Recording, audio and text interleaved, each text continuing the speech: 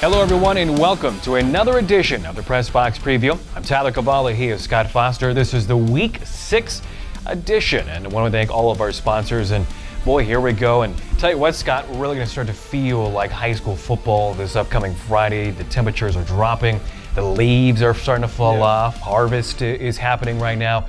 Now it feels like football weather. It does. It's a lot of fun to go to these games, kind of get wrapped up, bring a blanket, that kind of stuff. That'll be nice. Wear a mask. And then for the players, it's just, this is fun. This is the good time of year. You're not worrying about getting so hot. You don't have to worry about everybody getting cramps and all that kind of stuff. That's a good point. It's fun. Well, we have 3 games on tap, another triple header. Again, with not a lot of college football going on, we'll have some eventually. It gives us more time to do, obviously, high school football. So let's just get right to it. And our first game that we have for you is 4-1 Highline against 4-0 Dundee County-Stratton. That game can be heard on 880 KRVN. Scott will actually have a call on that one. Boy, this is going to be a fun game, especially with Highline coming off of a win against Bertrand last week, 32-24. You were there for that game. Yeah, that was fun. It was a fun game. I think that was one of the most fun games I've had for a while. Great atmosphere, great 8-man atmosphere. And I tell you what, this Highline team has a lot of ways to get you. And they're fast. They have about 3 or 4 running backs. In fact, their very good quarterback, Connor Schutz, went down in the third quarter. Cody Keller came in from his running back spot, moved to quarterback. They didn't miss a beat. And they are very good. They're very fast. And Bertrand had an awful lot of chances in that game, kind of shot themselves in the foot a little bit. But that's a good Highline team. For the Bulls, are there any weaknesses that you see now? Boy, they aren't real big, but they make up for it with their speed. They're going to be challenged this week, though, because they're not real big. Well, and that brings us to Dundee County-Stratton, who again is 4-0 in the season. They had one of their games obviously get canceled due to COVID-19. Now, they are a big team from what you were telling me before. You go from Highline, who's got some size, but to Dundee County-Stratton, who's sounds like some big boys. They go 330, 285, and 240 in the front line. Okay. My math isn't great, but that's about 275-pound average up front. That's good. That's good for any class, right? Yeah. Okay. All right. That would be pretty good even for Nebraska, and so they can push you around a little bit, and they're going to want to run the ball. They're going to want to pound it down. They have thrown it 23 times this year, and according to Ben Spiegel, the head coach at Highline, most of those were on 2-point conversions. Wow. So they're going to want to really pound. They got 2 guys who've gone over 600 yards this year. So that's going to be the kind of the immovable force against the irresistible object, to see if Highline speed can make up for a little bit smaller size. So if they can stop the rushing attack, or at least slow them down a little bit, sounds like the Bulls may have a chance. I think they do. They're going to try to run blitz. They're going to come after them on the run and see if they can stop that. I'm sure everybody's trying to do that with the Tigers, but these guys, these Bulls, are pretty fast. They might have the right formula for it. Now, DCS, they score a lot of points, and I mean a lot of points. They're averaging 56 points per game. In 4 contests, they have scored 68 points twice. And their defense isn't too shabby either. They've limited to opponents not very many points. So this offense is very potent. So this should be a terrific matchup. Big road test for Highline. They beat Maxwell last week. I think it was 48-13. That was their closest game of the year. Wow. And so, yes, they're beating people into submission. And so it's kind of that, again, it's speed versus brawn a little bit with this one. Now, saying that, there's been some long runs. They obviously have some speed. So it'll be a really interesting kind of chess match here with these 2 coaches. Should be a good one. This one will be on 880 KRVN. Kickoff is at 7:30. Correct. Right. I'm going to need, if I can borrow your MapQuest so I can figure out where right. Benkelman is. But yes, it is a Mountain Time game. So it's a 7:20 pregame. All right, 7:30 kickoff again on 880 KRVN. Dundee County-Stratton, 4-0 in the season, will host 4-1 Highline. Let's move on to 93.1 The River. A couple of teams struggling just a little bit. Alma is 0-5 on the season. They're hosting 2-3 Arapahoe. Now the Warriors have lost 2 straight games coming into this contest with the Cardinals. Now for the Warriors, they also have one more win than they did all of last year. Only one for a group that was fairly young last year. But it sounds like Arapahoe, they just can't stay healthy right now. Well, and that's the biggest thing, and that's what kind of is the equalizer in this game, is they've got a bunch of guys hurt. Arapahoe's pretty beat up right now. And so it really kind of makes it look a little more even than the records may indicate. Now they can run the ball a little bit. They've had success with 3 different players that have over 200 yards, almost 4 different players that have 200 yards at least rushing the football. Passing game not as strong, it appears, but the running the football, they are very dynamic in that. Keegan Benson leads all rushers with 470 yards and 3 touchdowns. So if they can run the ball with success against Alma, it seems like they may have a chance. Sure, and that's going to be the thing, but it could be a numbers game in this game. But if they are short on people, there could be anybody. They may be having tryouts to find some running backs and some guys to block in this one for Arapahoe. Now their defense isn't too shabby either for Arapahoe. They have 7 fumble recoveries, so it's pretty good through 5 games. Well, and to come from where they were last year is impressive because they were really getting beat up a lot last year in games. So they're much better. And the coaching's working there, so it's, they can play some defense. So defense is all about heart. Sure. And Alma, again, they're hosting 2-3 Arapahoe, looking for their first victory of the season. But boy, for the Cardinals, it's just been a total 180 from what we saw a season ago as they made the playoffs, had 5 wins. They lost in the first round, but now they, again, are winless this season. And that happens with programs. Seems like they're just a younger group. Well, they're going to be hosting this one. They're at home. That might help them a little bit. Cardinals want to get off the schneid, and this might be a good opportunity. They've got a feel going into this and looking ahead that this is their opportunity to get that win. So again, Alma trying to get their first victory of the season. They are 0-5. They are hosting 2-3 Arapahoe. That game can be heard on 93.1 of The River. That game will kick off at 7 p.m. And our final contest of our triple header on Friday evening on Cami Country. It is 0-5 Gering traveling out here to central Nebraska to face off against 1-3 Lexington. The Minutemen went down to McCook last week, and despite losing, getting shut out, 42-0, the final score in that one.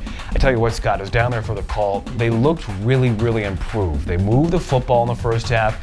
I think you were even a bit surprised when I texted you that they were only down 7-0 after the first quarter. Right. And they've had their moments, haven't they, where they really have, and a lot of times, even in the games that they weren't very close, they were able to drive the ball, move it up and down the field a little bit, maybe just not able to score. And head coach Jeff Rowan, when I was talking to him this week leading up to the game with Gering on Friday, he had mentioned that, while it was a loss is always tough, that he felt like the confidence is building with this very, very young and still inexperienced group. But again, they moved the football. Now, their biggest issue with all their own penalties, their own miscues, they kept shooting themselves in the foot. They had key penalties at really the worst times possible, either on offense at 3rd down and short, made a 3rd down and long, ended up having to punt, or their defense helped out McCook's offense because they had penalties, whether it was a late hit on the quarterback or pass interference and extended drives. And McCook's good enough, they're going to make you pay. But again, other than those miscues, and they had one late turnover, the defense and really the offensive line looked really, really good this past week. Well, you knew that this Lexington was going to get McCook's attention because of last year, and so they weren't going to look past this one at all. But this game is really an interesting one. Does the Lexington team that beat up on South Sioux show up for this game? If they do, that's really good news for the Minutemen.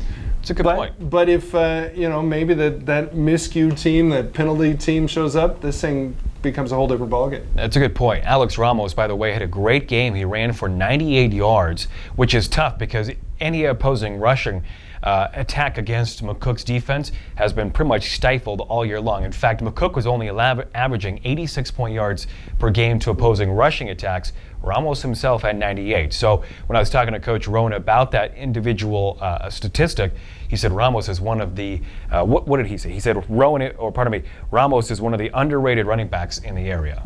I think that's a true statement, and he's had to do it behind a brand new offensive line. I've been pretty impressed with what they've been able to do with losing 30 guys last year. Good point. Again, they're looking for their second win of the season. Now, Gering making the trip out here, boy, they've just been hurt by numbers that have been down this year. They're young, they're inexperienced. They also have a brand new head coach. They have struggled. They've only scored 29 total points this entire season. The run defense is also getting up a lot of yards, which could be a big night for Ramos and company, but they got to really figure something out there in the Panhandle. And again, only 29 points in offense. It's going to make for a long season. Well, it is. But again, sort of like Alma, this is a game that they can look forward to. They've maybe looked forward to and say, here's one that we can maybe get a little bit more even with. Maybe we match up a little bit more better with these guys than we do with Scottsbluff or something like that, or Northwest. Sure. So they're probably going to come in with a little bit of confidence, maybe a little bit of swagger. I think the key for this game is who gets out first. I think that's a good point. Lexington certainly can't sleep on Gering, and they only have one win as well. So this is going to be an interesting matchup. Again, Gering making the trek out here to South Central Nebraska. The Bulldogs are 0-5, while Lexington is 1-3. Kickoff is at 7 p.m. That game can be heard on Cami Country and also our sister station out in the Panhandle, KMOR. Finally, other contests that we will have on our sister stations of note this upcoming Friday. This is going to be interesting, Scott, over on CoolRadioNow.com out of York. It is 5-0 Hastings traveling to 2-3 York. York has had a Hastings number as of late, but boy, the Tigers, this has been an impressive team. We talked about them in the first week of the season. They have shut out 2 straight opponents, the Tigers have, and have only allowed 28 total points all year long, and they haven't played a slouch kind of a schedule either. No, they haven't. They played, including McCook, very early on. Watch out, though. Trap game here for Hastings. They could easily look past the Dukes on this one. Dukes have enough talent to make it interesting. So if you're the Tigers, I would be very careful. I think so too. Again, 5-0 Hastings traveling to 2-3 York. That can be heard on CoolRadioNow.com. Also on CoolRadioNow.com on Friday, it is 3-2 Northwest traveling to 2-3 Seward. The Vikings getting their second loss of the season as they lost to Scottsbluff 27-20. Remember, that's a game that we highlighted a week ago, and boy, it lived up to kind of what we thought it would go. Just a tough loss for the Vikings. How about the Vikings having to go from Scottsbluff last week to Seward this week? The travel agent is having a good time, but little surprised. I really thought that they were going to go to Scottsbluff and be able to handle the Bulldogs. Bulldogs circle the wagons. We talked about come out with a win. I like Northwest in this game, but Seward, who got beat up pretty good last week, they might be all right. Could potentially be another trap team. I think so. Now, Seward has really struggled. They won their first 2 games of the season. They have now lost 3 straight. So this is a team that's trying to get back on track. Not going to be easy for the Blue Jays. Again, they will host Northwest. That game can be heard on CoolRadioNow.com. And our final game that can be heard on our sister station KUVR or KRVN.com is 2-3 Holdridge traveling to 1-3 Minden. Both teams coming off losses. But how about Holdridge? They played pretty well with Cozad. Win here, they could improve to 500 after a sluggish start out of the gates. I tell you what, I would not have necessarily expected that. I thought Holdridge was really going to struggle to get things done. They've picked it up, and they played all right last week against Cozad. I think that they've got a shot here to make this, to get another win here, go to 500 on the season. That would be a big improvement. Again, this is a young and experienced team, but it seems like things are coming together now for the Dusters. Meanwhile, for Minden, this is a team that we'll have on the air next week, but the Whippets, they too are they're kind of playing behind the 8 ball. Their first game was canceled due to COVID-19, and now they're just kind of trying to pick things up. Yeah, and that first game, Nebraska can attest to that a few years ago when their first game against Akron got wiped out, and it took them a while to get things going again. That could be the case here with Minden, and again, they got to feel like they match up pretty good with this. So it's I think it could be a really good game. Again, that game can be heard on KUVR or KRVN.com. It is Holdridge traveling to Minden. So just recapping 3 games that can be heard on KRVN this upcoming Friday on 880. That's 4-1 Highline traveling to 4-0 Dundee County-Stratton. Kickoff at 7:30. He'll have the call for you on that one. On 93.1 The River, it's 0-5 Alma hosting 2-3 Arapahoe. That game will kick off at 7 p.m. Jason Jorgensen will have the play-by-play. And over on KMA Country, I'll have that game. It is 0-5 Gering traveling here to Lexington, while the Minutemen are 1-3. Reminder, all of the games can be heard on KRVN.com. But another week, only a couple more regular season games left. Trying to stay healthy now are all these teams before we get to the playoffs. That's right around the corner, but a couple of things for all of these teams trying to kind of get the last tweaks out, if you will. Well, and the district play is coming up now, and this is district play, I should say. So now, if maybe you haven't had such a great beginning of the season, you win districts, you're still in the playoffs. All right, that is Scott Foster. I'm Tyler Cavali. This has been Week 6 of the Press Box Preview here on KRVN.